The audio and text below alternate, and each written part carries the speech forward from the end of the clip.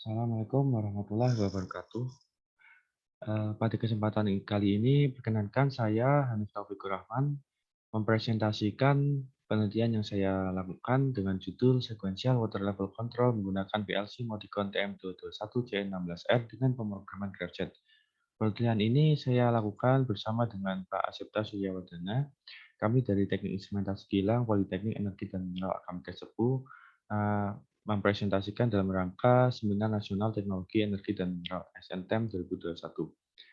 Pada presentasi kali ini, topik bahasan yang akan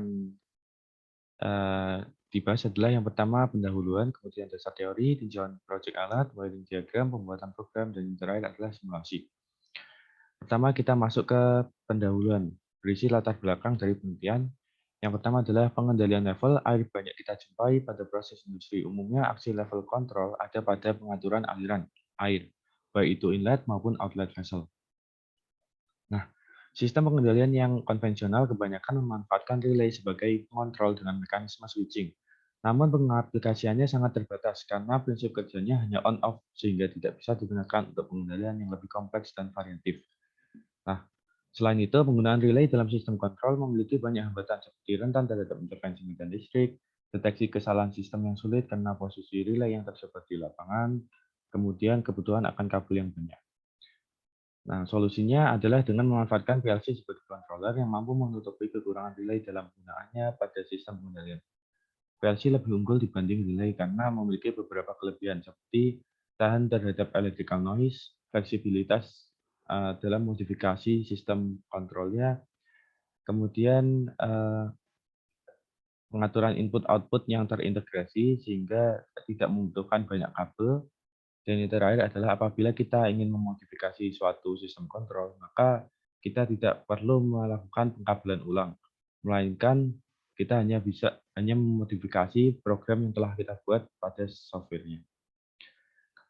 Masuk ke dasar teori, dalam pemrosesan sinyal diskrit, kita memerlukan yang namanya gerbang logika. Nah, gerbang logika pada PLC yang umumnya kita jumpai adalah AND gate, OR gate, NAND gate, dan NOR gate.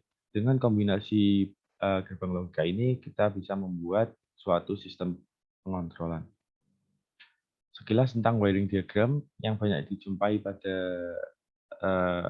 pengaplikasiannya, yaitu ada dua metode, syncing dan sourcing. Sederhananya bahwa syncing, kaki COM dari PLC kita hubungkan dengan tegangan negatif, yaitu pada gambar 0 volt, sedangkan sourcing, kaki COM pada PLC kita hubungkan dengan tegangan positif, yaitu 24 volt. Untuk syncing, PLC akan menerima arus dari input device, dengan sourcing, PLC memberikan arus ke input device. Nah, untuk output wiring diagramnya sama, ada dua konfigurasi yaitu syncing dan sourcing. Untuk syncing, PLC menerima arus dari output device, dengan sourcing, PLC memberikan arus ke output device. Masuk ke kontrol sekuensial dan bahasa pemrograman GraphJet. Pada gambar sebelah kiri, merupakan blok diagram dari kontrol sekuensial. Kontrol sekuensial merupakan suatu kontrol yang terdiri dari beberapa tahapan, di mana terdapat beberapa tahapan dalam pemrogramannya. Jadi di sini bisa kita lihat bahwa kontrol sekuensial ini terdiri dari di kiri ini terdiri dari 3 tahapan, yaitu stop, A, dan B, yang mana dihubungkan dengan T1, T2, dan T3. T ini merupakan block transition, di mana transisi di sini berfungsi sebagai yang menentukan valid tidaknya suatu step untuk lanjut ke step selanjutnya. Jadi misalnya di stop ke step A, ada T1, transition 1, di mana T1 ini harus terpenuhi kondisinya supaya program bisa lanjut ke step A. Nah, untuk mengaplikasikan sistem kontrol sekuensial, maka pada PLC kita bisa menggunakan GraphJet sehingga memudahkannya dalam pembuatan ladder diagram program.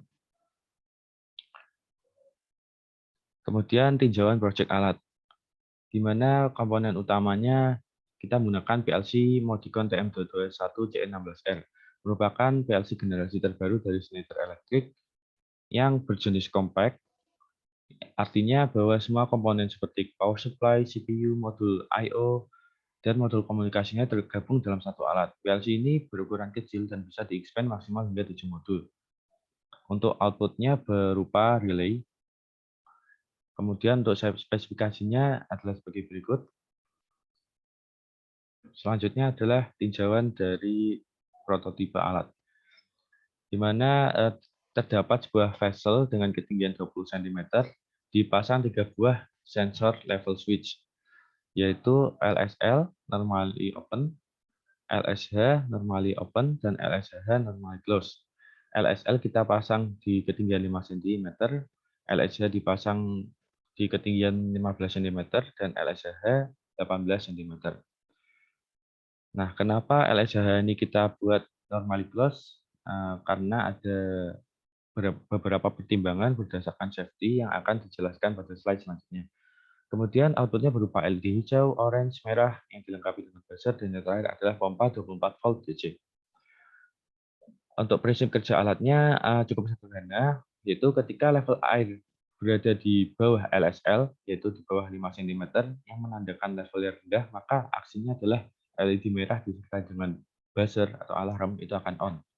Sedangkan ketika level airnya itu normal, yaitu di antara LSL dan LSH, yaitu di antara ketinggian 5 hingga 15 cm, maka aksinya adalah LED hijau akan on. Kemudian ada level waspada, yaitu di antara LSH dan LSH, di antara ketinggian 15 hingga 18 cm. Maka aksinya adalah LED hijau akan tetap on, namun disertai dengan blinking LED orange, yaitu LED orange yang akan menyala dan mati setiap 1 second. Dan yang terakhir adalah ketika levelnya tinggi, yaitu di atas LSH, di atas ketinggian 18 cm, maka aksinya adalah LED hijau dan orange akan tetap on, disertai dengan menyalanya LED merah dan pompa. Yang perlu digarisbawahi bahwa pompa akan terus menyala hingga menyentuh LSH, bukan LSH. Jadi LSH ini akan men-trigger aksi dari nyalanya pompa. Namun, ketika LSH ini sudah kembali ke posisi normalnya, maka pompa yang seharusnya mati, namun kita kehendaki bahwa pompanya akan terus menyala, sehingga diperlukan adanya latching atau penguncian. Untuk wiring diagramnya adalah sebagai berikut. Nah, di sini tegangan AC 220 volt kita hubungkan ke VDC power supply untuk mengkonversi menjadi tegangan rendah. Kemudian tegangan AC 220 volt ini tidak langsung kita hubungkan ke PLC, namun kita hubungkan ke selector switch supaya apabila terjadi kelebihan beban, maka yang PLC ini tidak akan terkena dampaknya. Sebagai indikator kita pasang LED hijau, orange, dan merah dengan tegangan kerja 220 volt AC. Kemudian ada vessel dengan ketinggian 20 cm dipasang di sebuah sensor level switch dengan konfigurasi posisinya sebagai berikut pada gambar. Lalu di dalam vessel akan kita berikan submersible pump yang berfungsi untuk mengalirkan air keluar menuju keluar vessel sehingga level air ini bisa berkurang. Ini bentuk fisik alatnya. Seperti yang sudah dijelaskan sebelumnya bahwa level switch ini kita pasang normally close berdasarkan safety. Mengapa? Karena kita bisa lihat di tabel kebenaran di samping bahwa misalnya apabila levelnya itu rendah atau vessel berada pada kondisi kosong, maka level switch low LSL yang normally open harusnya nilainya 0 dan LSH normally close harusnya bernilai 0, bernilai 1. Namun di sini open atau 0. Nah, ini kondisi ini mustahil terjadi karena apabila vesselnya kosong, maka seharusnya LSL NO bernilai 0 dan LSH yang normally close bernilai 1. Namun terjadi kerusakan pada LSH sehingga nilainya 0. Outputnya diharapkan on, output LED merah on, untuk menandakan bahwa adanya kegagalan transmisi sinyal dari sensor level switch LSH. Nah, dari tabel kebenaran di sini bisa kita simpulkan untuk ladder diagramnya kita menggunakan NAND gate. Kemudian lanjut ke pembuatan program. Yang pertama adalah addressing digital input output.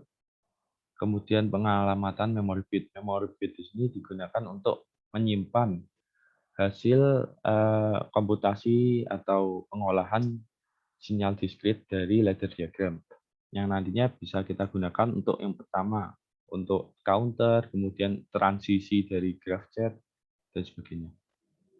Nah, ini ladder diagram menggunakan graph chart dibagi menjadi 5 tahapan kecil di mana saling terhubung dan ada transisi yang menandakan bahwa step yang sedang berlangsung ini valid atau tidak untuk menuju ke step selanjutnya.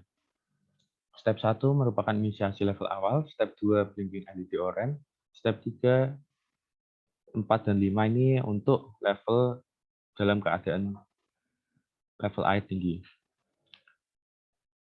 Nah, di mana di setiap step ini terdiri dari ladder diagram.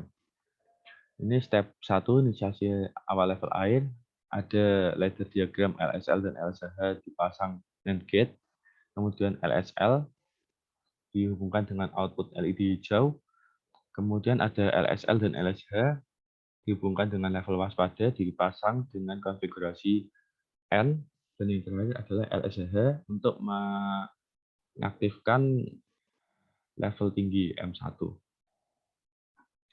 Nah, untuk menuju step 2 kita perlu bahwa transisi 1 ini menunjukkan kondisi valid, yaitu M0 ini berada di keadaan close atau 1. Sehingga bisa lanjut dari step 1 ke step 2. Di step 2 ini bisa kita lihat ada ladder diagram untuk counter LED orange, blinking LED orange. Sehingga bisa supaya LED orange ini bisa menyala dan mati setiap 1 second. Kemudian ada TR5, transition 5 yang berfungsi untuk kembali ke step 1. Jadi apabila level air yang tadinya waspada kembali normal, maka transition 5 ini akan valid untuk menuju ke step awal. Kemudian ada step 3, 4, dan 5 ketika levelnya tinggi. Ini ladder diagramnya. Ini kita latching pompa. Untuk step 5 ini kita latching pompanya supaya pompa akan terus menyala meskipun LSH ini sudah kembali ke posisi normalnya. Ini untuk simulasi alatnya. Jadi di sini kita close kan saklar MCB, kemudian flexor switch harus kita on kan supaya PLC bisa on. Setelah itu kita run. Nah, ini ketika levelnya rendah atau vessel-nya berada di dalam keadaan kosong. LED merah akan menyala. Nah, ini ketika level airnya berada di atas LSL atau kondisinya normal. Nah, ini ketika levelnya akan berada di kondisi waspada, yaitu trigger LSH. Jadi LSH ini akan close sehingga programnya akan lanjut ke step selanjutnya, yaitu blinking LED orange, yaitu menyala dan mati setiap 1 second. Ini selanjutnya adalah ketika levelnya berada di atas LSH. Nah, aksinya adalah LED merah akan on dan pompa akan menyala. LSH yang men-trigger aksi on-off dari pompa, ini perlu kita ketahui bahwa pompa ini akan tetap menyala meskipun LSH yang men-trigger aksi pompa ini kembali ke kondisi normalnya. Jadi harus dilakukan latching atau penguncian, sehingga pembuatan ladder diagramnya harus kita buat menggunakan function latching. Nah, ini pompa akan tetap terus menyala meskipun LSH ini kembali ke posisi normalnya. Diharapkan bahwa pompa akan mati itu ketika levelnya berada di bawah LSH atau level berada di kondisi normal. Nah, ini tetap menyala pompanya. Nah, ini akan mati ketika sudah normal, bawah LSH.